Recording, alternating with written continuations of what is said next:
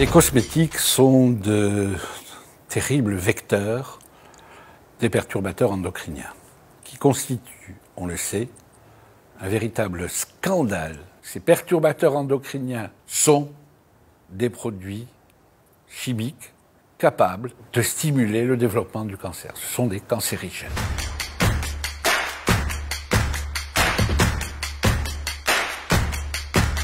Les premières conséquences chez le fœtus seront d'altérer la différenciation sexuelle, malformation génitale, atteinte du testicule et de l'ovaire fœtal. Ce sont des facteurs qui prédisposeront demain à la stérilité ou aux troubles de la fertilité chez l'homme et chez la femme.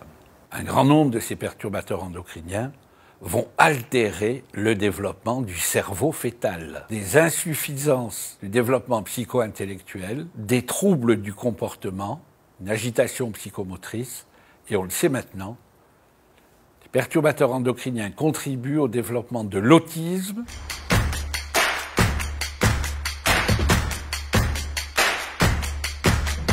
On peut faire sans, et c'est même doublement bénéfique. On évite des inconvénients potentiels et on profite de bienfaits supplémentaires pour soi et pour l'environnement.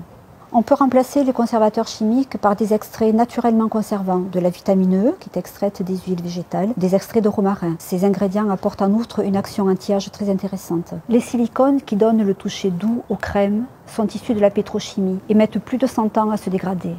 Ils sont remplacés en cosmétiques bio par des émollients issus d'huile de coco, d'olive et par des huiles végétales d'argan, de sésame, de jojoba. La nature permet toute la palette d'efficacité attendue. Sur l'hydratation, avec des extraits de bois, sur la minceur, avec des extraits de caféine particulièrement efficaces, mais également sur les poids imperfections et sur l'anti-rides.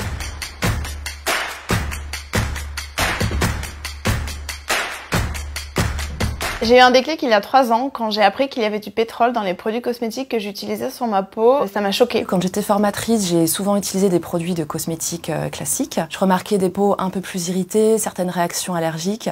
Il fallait que j'évite aussi d'utiliser les produits en contour des yeux parce que ça pouvait être un petit peu irritant. Et j'ai vu la différence puisqu'avec des produits naturels, j'avais pas ce type de réaction. Et finalement, c'est l'arrivée de mes enfants qui a un peu changé ma façon de voir les choses. J'ai commencé à m'intéresser aux formules des produits que j'utilisais. J'ai commencé à me demander ce que je mettais réellement sur ma peau, notamment sur tout ce qui était crème, anti-rides, etc. Qu'est-ce qu'ils contenaient? Est-ce que c'était des choses naturelles ou pas? Tout ce qui est conservateur chimique, j'ai totalement rayé de ma liste.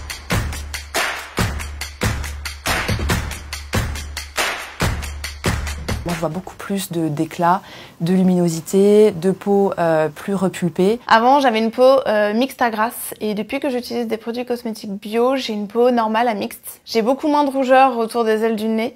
J'ai une peau agréable, lisse et j'ai plus du tout de problème de texture de peau.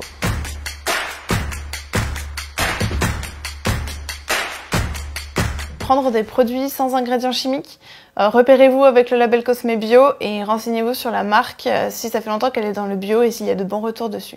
L'idéal, à mon sens, c'est de choisir des produits qui soient sans substances chimiques controversées, par exemple sans parabènes. C'est déjà un bon chemin pour aller vers quelque chose de meilleur pour vous. Le plus important, c'est de prendre conscience et de se décider à passer à l'action, même des petites actions, toutes petites, pas après pas, et c'est comme ça qu'on y arrive.